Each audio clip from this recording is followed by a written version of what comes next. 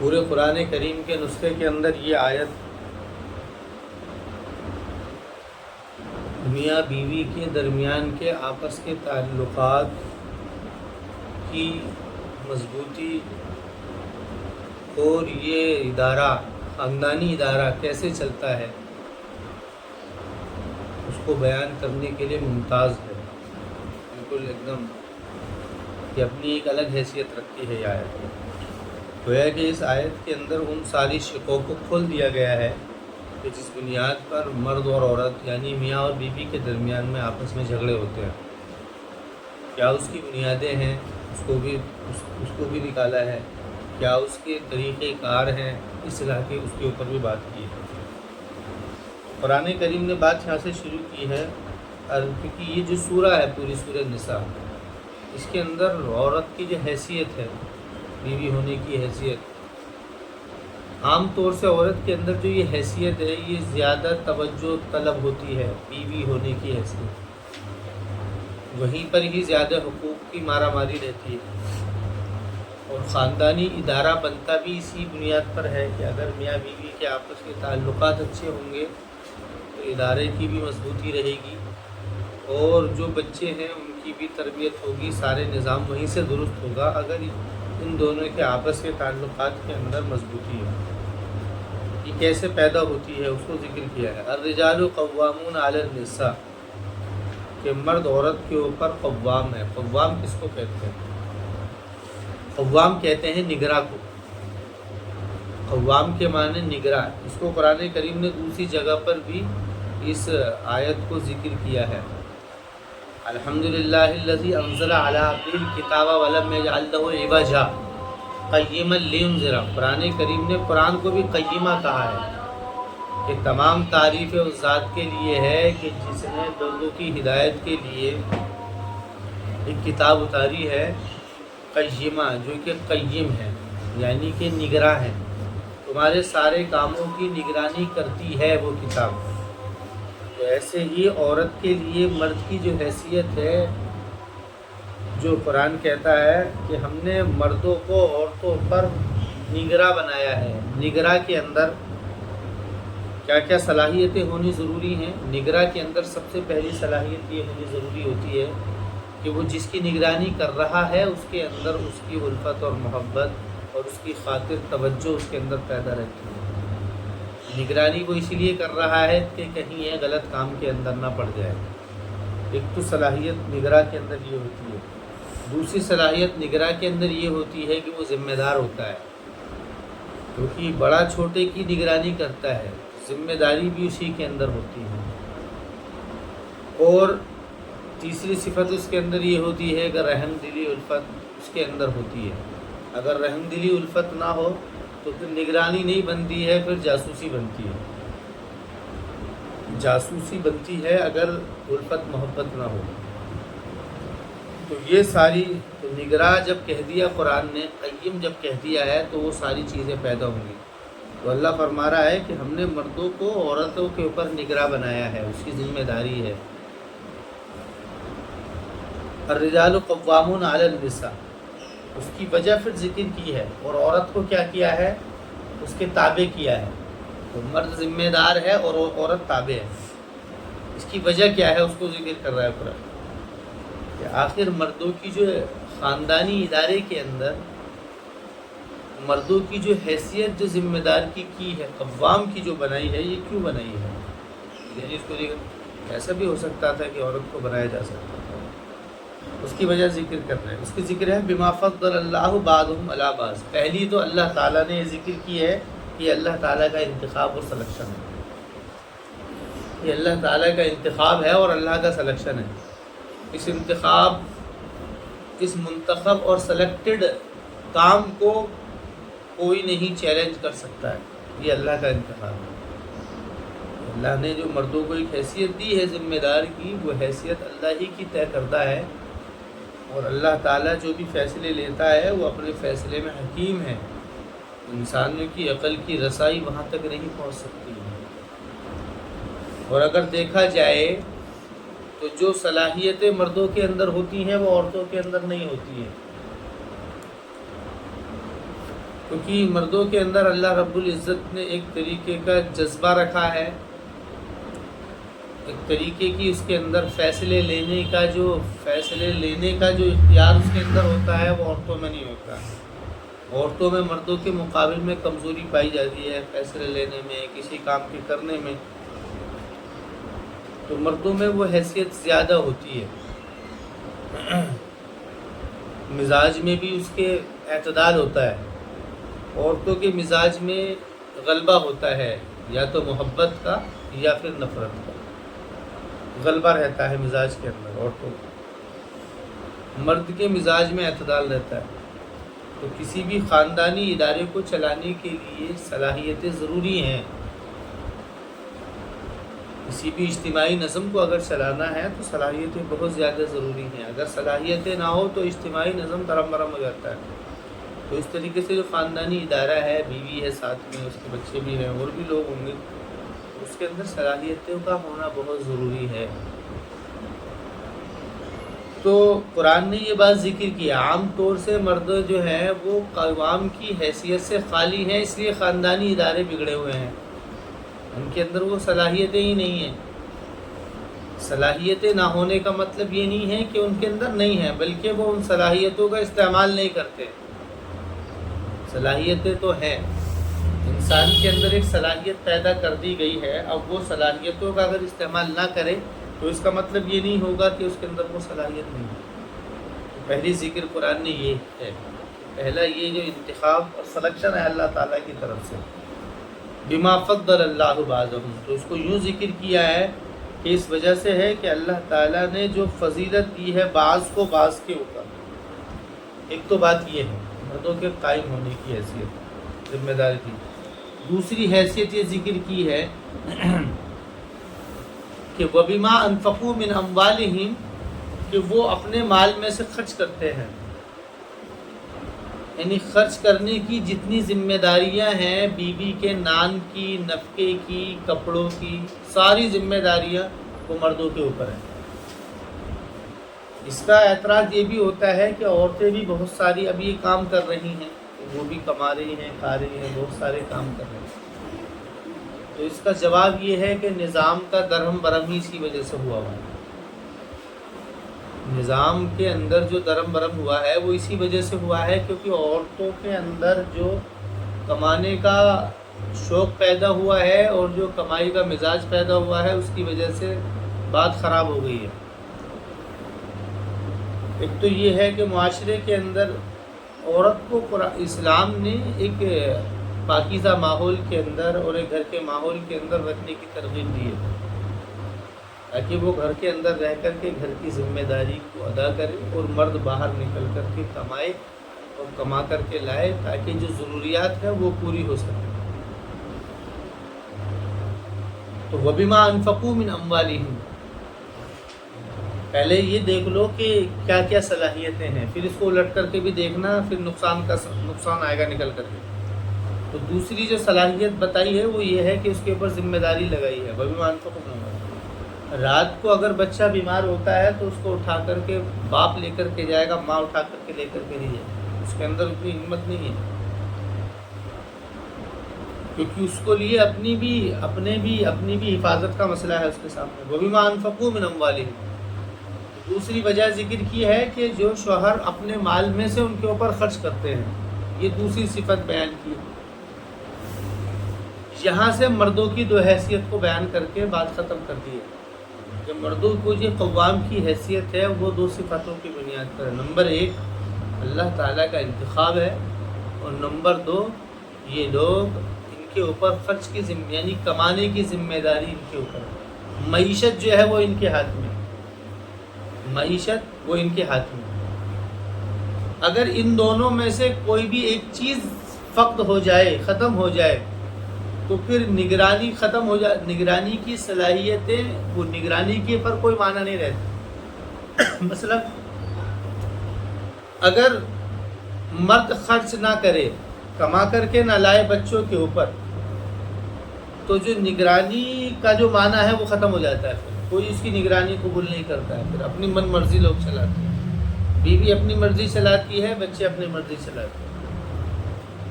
اگر یہ چیز وہ ختم کر دے، یا پھر اس ذمہ داری کو عورت لے لے کمانے کی، تو صلاحیت تو اس کے اندر وہ ہے نہیں، جو سمجھ ہے، جو شعور ہے، اور جو مزاج ہے فیصلے لینے کا، وہ ساری چیزیں وہ اس کے اندر نہیں ہے، تو اس کا نقصان کیا ہوگا؟ اس کا نقصان یہ ہوگا کہ اس مال کے خرچ کرنے کی وجہ سے بچوں کے اندر اس کے اندر سرکشی پیدا ہو جائے گی۔ اس لیے جو عورتیں کماتی ہیں وہ عام طور سے محفوظ نہیں رہتی ہیں، ان کی جو ہے نسلوں کا بھی مسئلہ بڑا رہتا ہے، ان کا خود کا نہیں پتہ رہتا ہے کہ وہ کہاں جا رہی ہے کہاں نہیں، یہ ایک بہت بڑا مسئلہ رہتا ہے۔ اور کوئی بھی لوگ چاہے کوئی بھی بات کہتے رہیں، لیکن اندر کی بات یہ ہے کہ لوگ اس سے مطمئن نہیں رہتے ہیں، اس عورت سے جس کا نکلنا باہر ہو۔ تو یہاں پر یہ بات کہہ دی۔ دوسری بات، اب دوسری طرف رخ کیا ہے بیوی کے طرف کہ بیوی کے اندر کیا صلاحیتیں ہونی چاہیے۔ مردوں کے اندر یہ صلاحیتیں ہونی چاہیے کیا کہ وہ خرچ کرے، اور دوسری کیا ہے کہ وہ اللہ تعالیٰ نے اس کو جو فضیلت دی ہے وہ تو خیر اللہ تعالیٰ کی طرف سے دی ہوئی بات ہے۔ تو عورتوں کی طرف بات یہ ہے فالصالحات قانتات حافظات للغیب، 3 صفاتیں ذکر کی ہیں۔ اور پچھلی آیتوں میں تو یہ بات ذکر کی گئی تھی کہ اگر تم کو کسی سے نکاح کرنا ہے، بیوی بنانی ہے، تو اس کے اندر کیا صلاحیتیں ہونی چاہیے۔ اب یہاں سے یہ بات شروع ہے کہ بیوی جب بن گئی تو اس کے اندر کیا صلاحیتیں ہونی چاہیے جس سے خاندانی ادارہ برابر ایسے چلتا رہے۔ تو پہلی صفت ذکر کی ہے فالصالحات، دوسری ہے قانتات، تیسری ہے حافظات للغیب۔ صالح کس کو کہتے ہیں؟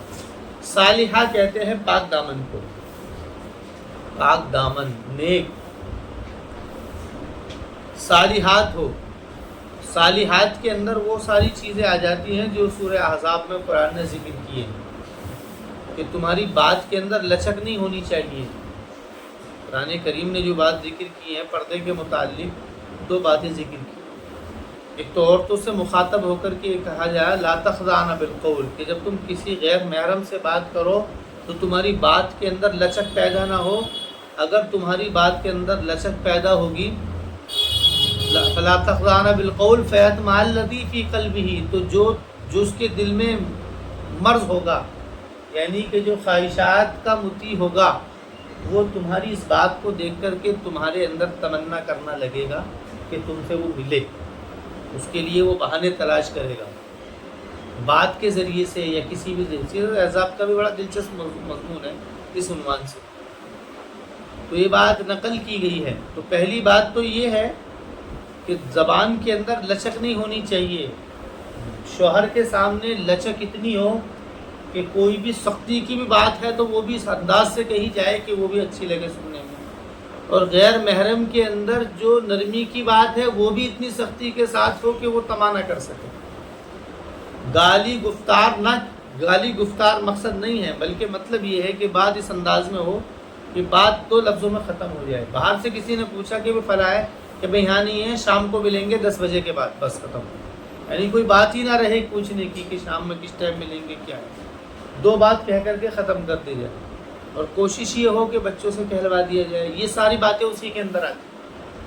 اور دوسری بات جو ذکر کی ہے پاک دامنی کی، وہ یہ کی گئی ہے وَقَرْنَ فِي بُيُوتِكُنَّ وَلَا تَبَرَّجْنَ تَبَرُّجَ الْجَاهِلِيَّةِ الْأُولَىٰ، گھروں کے اندر رہو، گھروں کے اندر جم کر کے رہو، باہر مت پھرو۔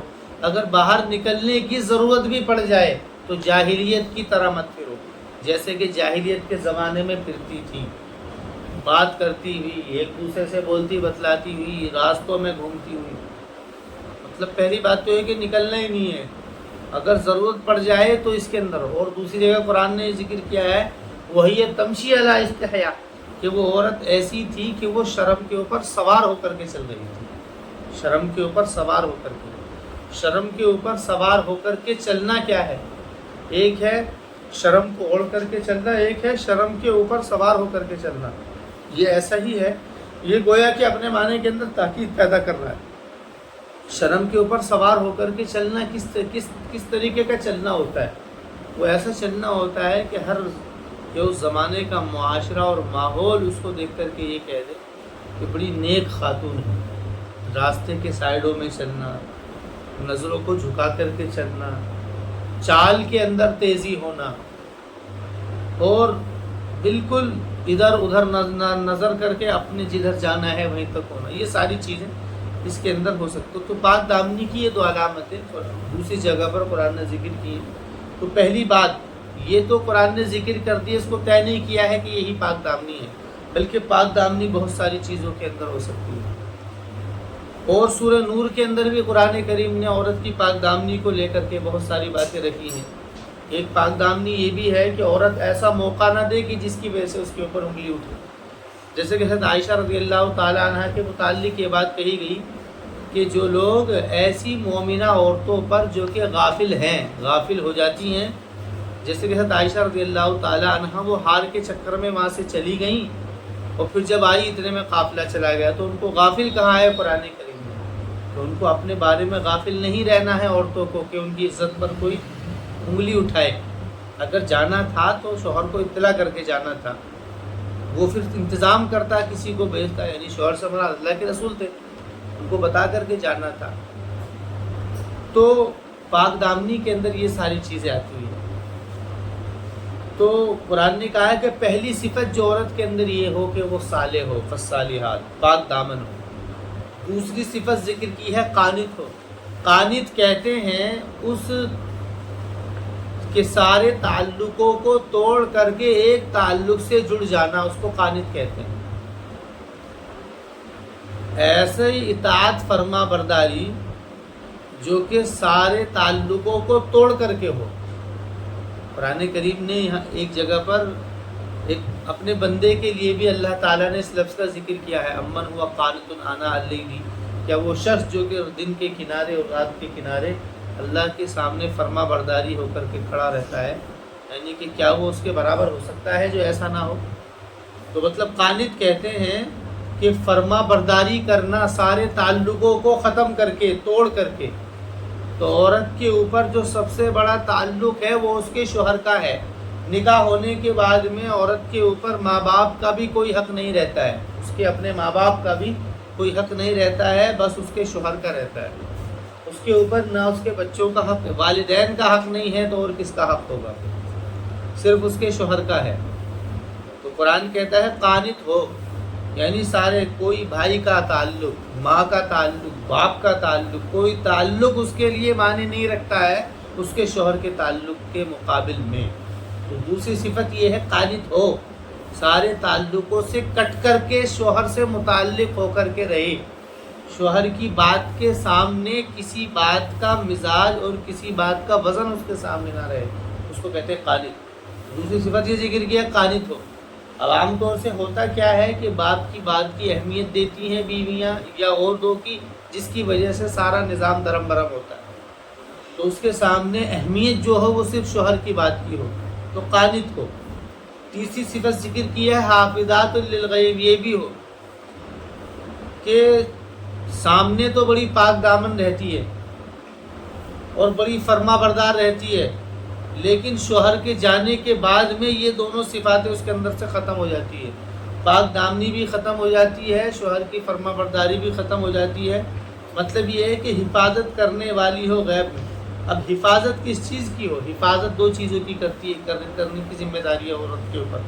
نمبر 1 شوہر کے مال کی، نمبر 2 خود اپنی، کیونکہ وہ خود جو ہے وہ بیوی، وہ اس کی امانت ہے اس کے شوہر. تو امانت اگر وہ اپنے شوہر کی ہے تو اس کی ذمہ داری یہ ہے کہ اپنے آپ کی بھی حفاظت کرے. کن چیزوں سے؟ کہ کسی کی محرم کی نظر اس کے اوپر پڑے.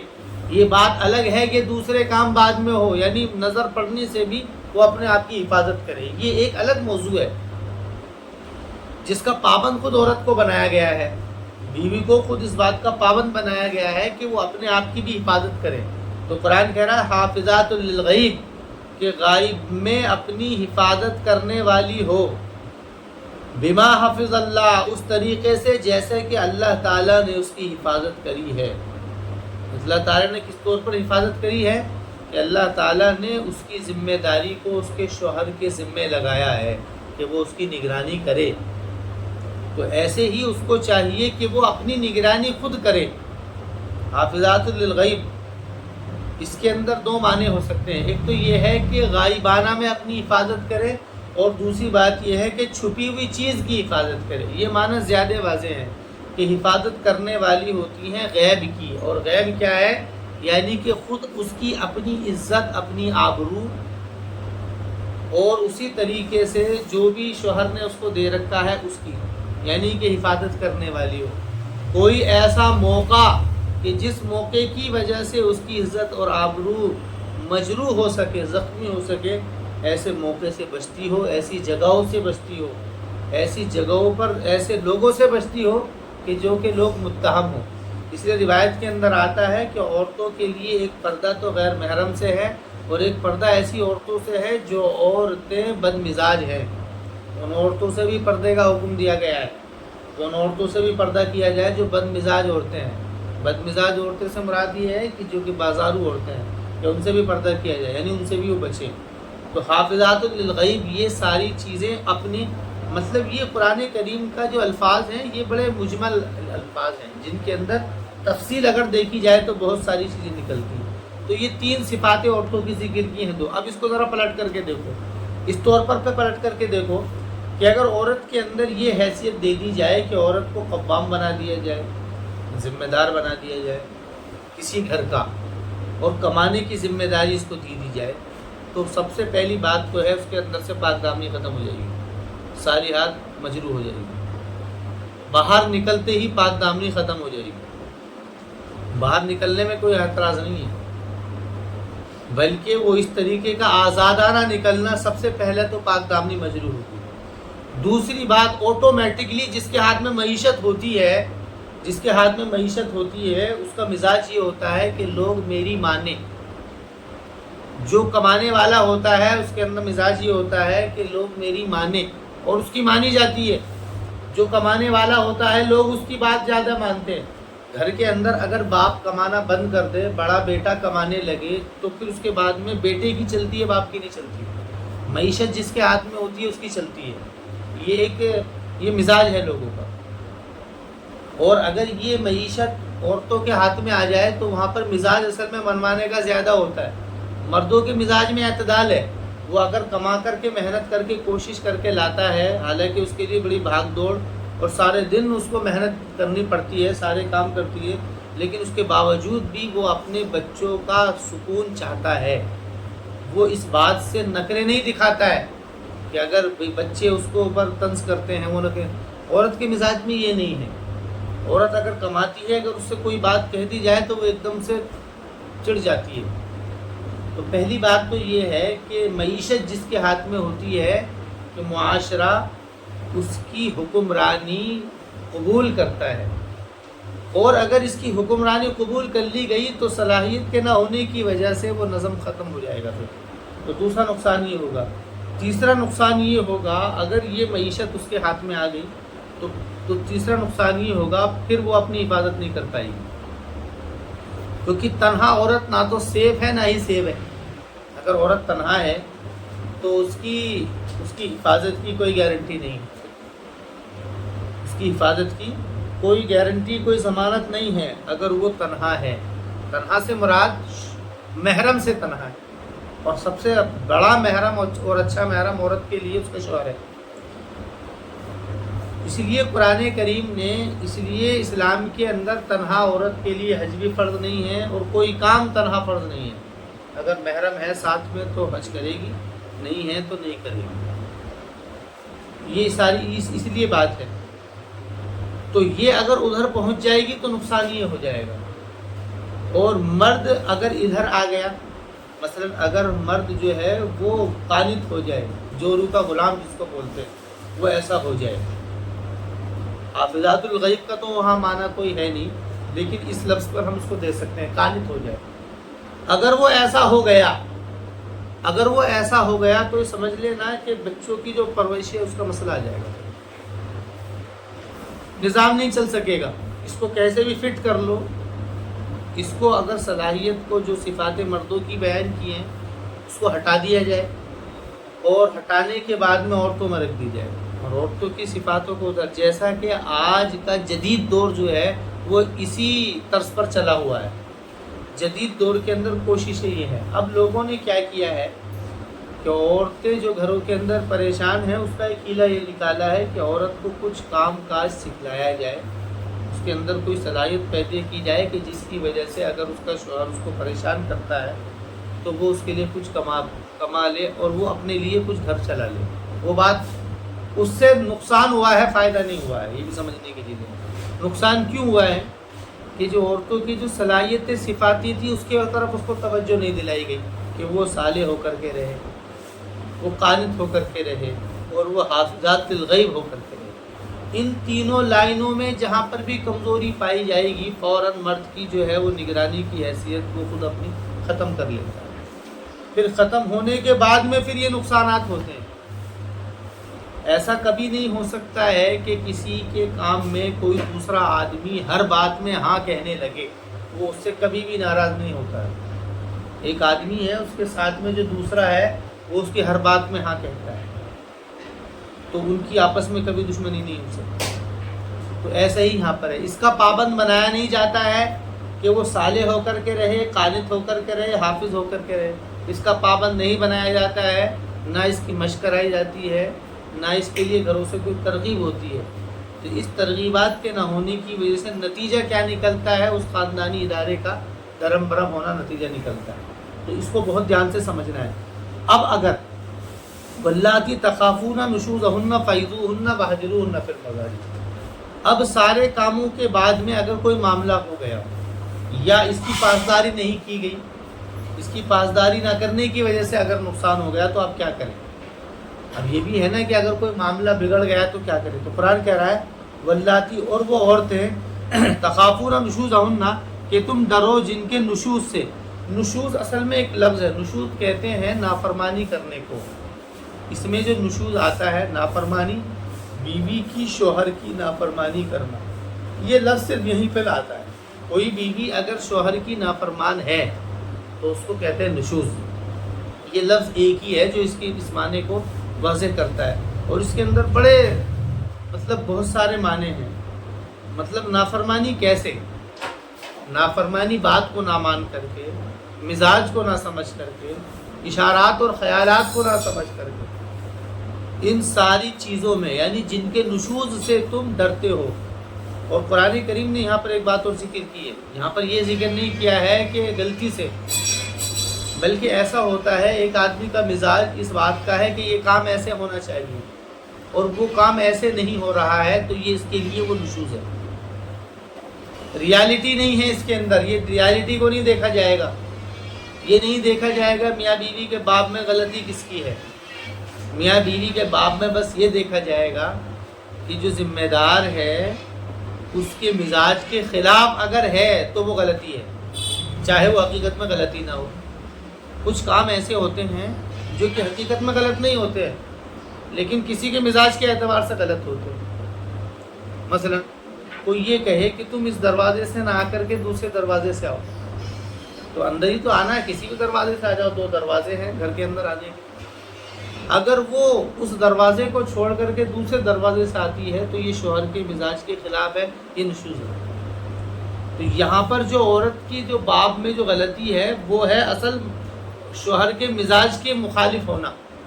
وہ حقیقت میں غلط یا صحیح ہے یہ کوئی مسئلہ نہیں ہے، اس کو یہ بہت زیادہ سمجھنے کی ہے۔ تو قرآن مردوں سے مخاطب ہو کر کے کہہ رہا ہے کہ وہ عورتیں کہ جن کے نشوز سے تم ڈرتے ہو کہ وہ تمہاری اطاعت نہیں کرتی ہیں یا جیسا تم چاہتے ہو ایسا نہیں کرتی ہیں، یہ بھی بہت سمجھنے کی چیز ہے۔ البتہ اتنی بات ضرور ہے، اگر دیکھا جائے تو قرآن کریم نے بیوی کے لیے اور شوہر کو مثل معبود پیش کیا ہے۔ مثل معبود کا مطلب کیا ہے؟ کہ بس وہ خدا نہیں ہے، باقی سب چیز ہے، یہ ہے اس کا مطلب۔ وہ ایک روایت میں آتا ہے کہ صحابہ نے عرض کیا رسول اللہ کہ جو یہود نصارہ کے بادشاہ ہیں ان کی رعایا ان کو سجدہ کرتی ہے اور آپ تو نبیوں کے نبی ہیں، ہم آپ کو سجدہ کرنا چاہیے، آپ ہمیں حکم دو کہ ہم آپ کو سجدہ کریں۔ تو آپ نے فرمایا کہ نہیں، خدا کے سوا کسی کو سجدہ نہیں کیا جا سکتا ہے۔ اگر سجدہ کرنے کا حکم ہوتا مخلوق کا مخلوق کو تو میں بیویوں کو حکم دیتا کہ وہ اپنے شوہروں کا سجدہ کریں۔ تو اسلام نے شوہر کو مثل معبود پیش کیا ہے۔ یہ نظام ایسے ہی چل سکتا ہے، اس بات کو بہت زیادہ شدت کے ساتھ کہنا پڑے گا۔ اگر اس نظام کے چلانے کے لیے اور کوئی دوسرا نظام اگر لایا جائے گا تو سوائے درہم برہم ہونے کے کچھ نہیں ہوگا۔ بہت سارے ازم آ رہے ہیں اس نظام کو چلانے کے لیے، لیکن کوئی نظام جو ہے وہ سکسیس نہیں ہے، کامیاب نہیں ہے۔ اگر ذمہ داری کی حیثیت اس کو دے دی ہے، کمانے کی حیثیت، تو وہ پاک دامنی میں پھر مجروح ہو جاتی ہے۔ پھر وہاں پر نسل کا مسئلہ آ جاتا ہے۔ جو عورت پاک دامن نہیں رہی، جس کے اوپر تال لگ گیا، پھر نسل کا مسئلہ آ جائے گا اس کے ساتھ۔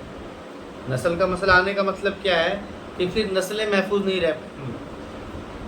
تو قرآن نے یہ بات کہی واللاتی تخافون نشوزہن، تو اب کیا کرے؟ تو تم کو چاہیے کہ تم ان کو نصیحت کرو۔ فعظوہن، مردوں سے مخاطب ہے کہ تم ان کو نصیحت کرو۔ فعظوہن، ان کو نصیحت کرو۔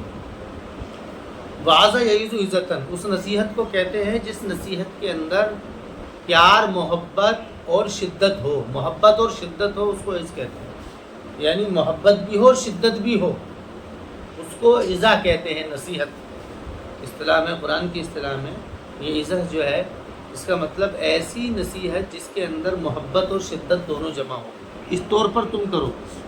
وحج، پہلا کام تو یہ کرو۔ اگر بات قابو میں آ جاتی ہے ٹھیک ہے، لیکن اگر دیکھا پھر بھی بات قابو میں نہیں آ رہی ہے، مزاج کے خلاف چل رہی ہے عورت، تو کیا کرو؟ وَاهْجُرُوهُنَّ فِي الْمَضَاجِعِ، بستر کو الگ کر دو۔ یہ بات کیوں کہی گئی ہے؟ یہ بھی ایک دلچسپ بات ہے۔ وہ دلچسپ بات یہ ہے، اصل میں مرد کے لیے عورت کی سب سے زیادہ جو بات ناگوار گزرتی ہے، وہ یہ گزرتی ہے وہ اس کے علاوہ کسی اور کو کچھ سمجھنے لگے۔ وہ شوہر کے علاوہ کسی اور کو کچھ سمجھنے لگے، یہ بات سب سے زیادہ ناگوار گزرتی ہے۔ یہ اس کی غیرت کے خلاف بات ہے۔ اسی وجہ سے دیکھا ہوگا کہ لوگ مار دیتے ہیں جان سے، بیویوں کو ختم کر دیتے ہیں۔ اگر وہ کسی مرد سے بات کرنے بھی لگے، اس بات کے اوپر بھی مار دیتے ہیں، کیونکہ اس کی غیرت یہ گوارہ نہیں کرتی ہے۔ برخلاف عورت کی غیرت اس بات میں گوارہ ہو جاتی ہے۔ بہت سارے مرد ہیں، بہت سارے ادھر ادھر گھومتے پھرتے رہتے ہیں، عورت ان ساری باتوں کو سنتی بھی ہے اور خاموش بھی رہتی ہے۔ خاموش رہنے کی وجہ یہ نہیں ہے کہ وہ مجبور ہے۔ اب تو عورتیں مجبور نہیں ہیں، اس معاشرے کے اندر، اس دور کے اندر عورتیں مجبور نہیں ہیں۔ باپ کے پاس سے اتنا جہیز لے کر کے آ جاتی ہے کہ آدمی کے اوپر ہی حاوی رہتی ہے۔ اس وقت کا دور یہ ہے۔ اور ایک وجہ یہ بھی ہے مردوں کی، یعنی کہ حکمرانی کے ختم ہونے کی، کہ وہ جہیز لے لیتے ہیں، کیونکہ معیشت جہاں سے ہوگی وہاں پر، جس کے ہاتھ میں معیشت ہوگی یا جہاں سے کچھ آمدنی ہوگی، وہاں سے آدمی جو ہے اس طرف آدمی جھکتا ہے۔ تو قرآن یہ کہہ رہا ہے کہ وَاهْجُرُوهُنَّ فِي الْمَضَاجِعِ، کہ ان کو بستروں میں الگ کر دو۔ اگر عورت صرف شوہر کی فرما بردار اور اپنے شوہر کو چاہتی ہوگی، وہ کبھی اس بات کو برداشت نہیں کر سکتی ہے کہ وہ اپنے بستر کو شوہر کے بستر سے الگ کر لے۔ بستر سے الگ ہونے سے مراد آپس کا افتراق ہے، جدائیگی ہے، یہ حصے مطلب، یعنی کہ میل جول، ملاقات، محبت اس سے بالکل الگ کر دی جائے۔ اگر وہ غلط ہوگی تو وہ فوراً اس بات کو پسند کرے گی، کیونکہ اس کو تو موقع مل جائے گا اور وہاں جانے کا یا اس سے بات کرنے کا، اس کو موقع مل جائے گا۔ تو قرآن کہہ رہا وَاهْجُرُوهُنَّ فِي الْمَضَاجِعِ، کہ ان کے بستروں کو الگ کرو۔ دوسری بات یہ کہی گئی ہے۔ تیسری بات یہ کہی گئی ہے، اگر دیکھا ایسے بھی قابو میں نہیں آ رہی ہے، اب تو وہ اور زیادہ ہے، تو پھر یہ بات تو واضح ہو جائے گی، بستر کو الگ کرتے یہ بات واضح ہو جائے گی۔ تو قرآن کہہ رہا پھر وَاضْرِبُوهُنَّ، پھر ان کو مارو۔ کیونکہ اگر عورت فاحشہ ہوتی ہے تو اس کی ذمہ داری اس کے شوہر کے اوپر ہے، اگر وہ بیوی ہے تو اس کی ذمہ داری اس کے شوہر کے اوپر ہے، اس کے اوپر سختی کرے۔ وَاضْرِبُوهُنَّ، بات یہ ہے کہ بھئی ایسے تو مرد بھی ہوتے ہیں، اگر سارے مرد اس ذمہ داری کو سمجھ لیں تو پھر یہ کام ہی ختم ہو جائے گا کہ ہر عورت کی ذمہ داری اس کا باپ یا اس کا شوہر لے لے، تو پھر عورت کون باقی ہوگی؟ جب بغاوت ہی نہیں ہوگی تو گڑبڑ کہاں سے ہوگی؟ ارے جب مال ختم ہو جائے گا، مال ہی ختم ہو جائے گا تو چوری بھی ختم ہو جائے گی، چور خود ختم ہو جائیں گے۔ تو وَاضْرِبُوهُنَّ، اور یہ نظام جو ہے وہیں سے ہی صحیح ہوگا، یہ درست ہی صحیح ہوگا۔ کہاں سے؟ کہ اس خرابی کو مردوں سے کہا جائے ختم کرنے کے لیے۔ اگر خرابی کو ختم کرنے کی ذمہ داری عورتوں کو دے دی تو خرابی اور زیادہ پھیل جائے گی۔ تو وَاضْرِبُوهُنَّ، تو ان کو مارو۔ فَإِنْ أَطَعْنَكُمْ فَلَا تَبْغُوا عَلَيْهِنَّ سَبِيلًا، پھر اگر وہ تمہاری اطاعت کر لے تو قرآن کہتا ہے تو تم ان کے اوپر کوئی بھی راستہ مت تلاش کرو۔ تو تم ان کے اوپر کوئی بھی راستہ مت تلاش کرو. یعنی کہ اگر وہ ان 3 چیزوں کے بعد میں وہ معافی تلافی کر لیتی ہیں، کوئی گڑبڑ ہو رہی تھی اس کے بعد میں وہ تمہاری اطاعت کر لیتی ہیں، تو پھر تم تلاش مت کرو راستے کا مطلب کیا ہے. پھر تم اس کو بدنام مت کرو، یا تم اس طریقے سے اس کو مت کہو کہ جس کی وجہ سے اس کی عزت آبرو کے اوپر کوئی فرق پڑے. اب مسئلہ یہ ہو گیا. اب اس کے بعد میں قرآن کریم نے اب یہ بات کہی ہے، اب ان اللہ کان علی کبیرہ، کہ بے شک اللہ تعالیٰ علی اور کبیر ہے. علی کا مطلب اونچا ہے، بڑا ہے، یعنی سب سے بڑا جو ہے وہ اللہ ہے. ایسا مت سمجھو کہ تمہیں اگر کوئی حیثیت دی ہے مردوں کو ذمہ داری کی، تو تم اس ذمہ داری کی حیثیت کو سامنے رکھ کر کے عورتوں کے اوپر تم ظلم کرنے لگو. تم یہ بات جان لو کہ اللہ تعالیٰ علی اور کبیر ہے، وہ بہت بڑا ہے. وہ اگر اس کی بد دعا وہاں تک پہنچ گئی تو تم برباد ہو جاؤ گے. اس سے بڑی طاقت کسی کی نہیں. اب مسئلہ یہ ہے کہ اگر میاں اور بیوی کے اندر نہیں بن رہی، گڑبڑ ادھر سے بھی ہو سکتی ہے، گڑبڑ ادھر سے بھی ہو سکتی ہے، یہ ظلم کرنے لگے، مثلا یہ کمائے نہ، یا پھر یہ نگرانی نہ کرے، یا یہ ایسے کام کرنے لگے کہ جس کی وجہ سے مسئلہ ہونے لگے. تو اب کیا کرنا ہے؟ اب عورت یہ چاہتی ہے کہ میں اس سے علیحدگی اختیار کروں، تو قرآن کہتا ہے اگر اس کو علیحدگی اختیار کرنی ہے، وَإِنْ خِفْتُمْ شِقَاقَ بَيْنِهِمَا، اور اگر تم ڈرتے ہو آپس میں شقاق سے، شقاق کہتے پھٹن سے، کہ بھی اب بات نہیں نبھے گی آپس میں، اس اعتبار سے کہ شوہر چاہتا ہی نہیں ہے اس کو رکھنا، یا بیوی نہیں چاہتی ہے اس کے پاس رہنا. اب اس کی کچھ بھی وجہ ہو سکتی ہے. اولین وجہ تو یہی ہوتی ہے، اولین وجہ یہ ہوتی ہے کیونکہ جب آپس میں ایک دوسرے کا نکاح ہو رہا ہے تو ان میں بڑی محبتیں ہوتی ہیں، بعد میں گڑبڑ ہوتی ہے. تو گڑبڑی کی وجہ کہاں سے ہوتی ہے؟ یا تو مرد نگرانی کی حیثیت کو ختم کر دے اور کمانا بند کر دے، اس کے لیے خرچ کرنا بند کر دے، یا پھر عورت کیا ہے پاک دامن نہ رہے، یا قانت نہ رہے، فرما بردار نہ رہے، یا وہ اپنے آپ کی حفاظت نہ کرنے والی بنے. یہ کوئی بھی وجہ ان کے اندر ہو سکتی ہے. کہہ رہے ہیں کہ اگر ایسا کوئی معاملہ ہو جائے تو اس کے بعد میں کیا کرنا ہے؟ تو فَبَعْثُوا حَكَمًا مِّنْ أَهْلِهِ وَحَكَمًا مِّنْ أَهْلِهِ. اب اگر بات قابو سے نکل جائے تو کچھ لوگ ادھر کے کھڑے ہوں آدمی کی طرف کے، کچھ لوگ لڑکی والی کے، کچھ لڑکے والے کے، کچھ لڑکی والے کے، یہ دونوں بیٹھ کر کے اب بات کریں، یہ معاملے کو دیکھیں، سنیں، سمجھیں. حکم کہا ہے؟ حکم کہتے ہیں اس شخص کو جس کے اندر فیصلہ کرنے کی صلاحیت ہو. ایسے نہ ہو کسی کو بھی اٹھا کر کے لے کے چلیں، یعنی جو انصاف کی بات کرتا ہو، حق کی بات کرتا ہو اور فیصلے کی وہ صلاحیت رکھتا ہو. حکم کا مطلب کچھ لوگ ایسے ہوتے ہیں جو سامنے دب جاتے ہیں. کچھ آدمی نے کہا اس کے سامنے دب گئے، اس کے سامنے اس کی کہہ دی، اس کے سامنے اس کی کہہ دی. لیکن جو لوگ حکم ہوتے ہیں، جو صلاحیت رکھتے ہیں فیصلے کی بات کہنے کی، وہ دبتے نہیں، وہ حق کی بات کہتے ہیں. تو اس لیے کہا گیا حکما من اہلھا و حکما من اہلی.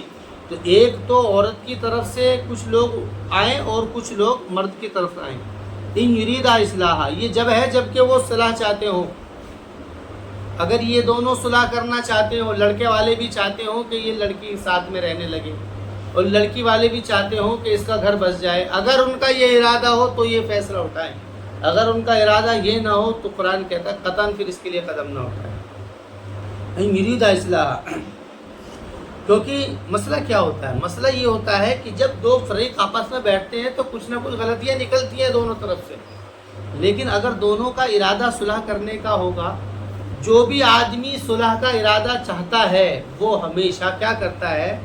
وہ غلطیوں کو قبول کرتا ہے اور ملانے کی کوشش کرتا ہے. اور دوسرا کام وہ یہ کرتا ہے کہ کہیں پر یعنی کہ کچھ لو اور دو کا وہ ارادہ رکھتا ہے. کچھ لو اور دو کا ارادے کا مطلب یہ ہے کہ کچھ غلط، کچھ اپنی طرف بھی سزائے کرتا ہے کہ ٹھیک ہے جی ہمارے اوپر تم یہ کرو، آگے سے نہیں رہے گا. تو صلح کا ارادہ جو ہوتا ہے، اگر صلح کا ارادہ ہوگا، یہ قرآن کریم نے ایک ایسی بات ذکر کر دی ہے کہ کہیں پر بھی فریق اگر صلح کا ارادہ ہوگا تو آپس میں نباہ ہو سکتا ہے. لیکن اگر صلح کا ارادہ نہیں ہوگا تو پھر نہیں ہو سکتا ہے، چاہے غلطی دونوں میں سے کسی کی بھی نہ ہو. اگر غلطی دونوں میں سے کسی کی بھی نہ ہو تب بھی آپس میں صلح نہیں ہو سکتا ہے اگر صلح کا ارادہ نہ ہو. تو اس لیے کیا ہے، اگر صلح کا ارادہ ہوگا تو یوفق اللہ بینہما، تو اللہ تعالیٰ توفیق ڈال دے گا ان کے درمیان میں. توفیق کا مطلب کیا ہے؟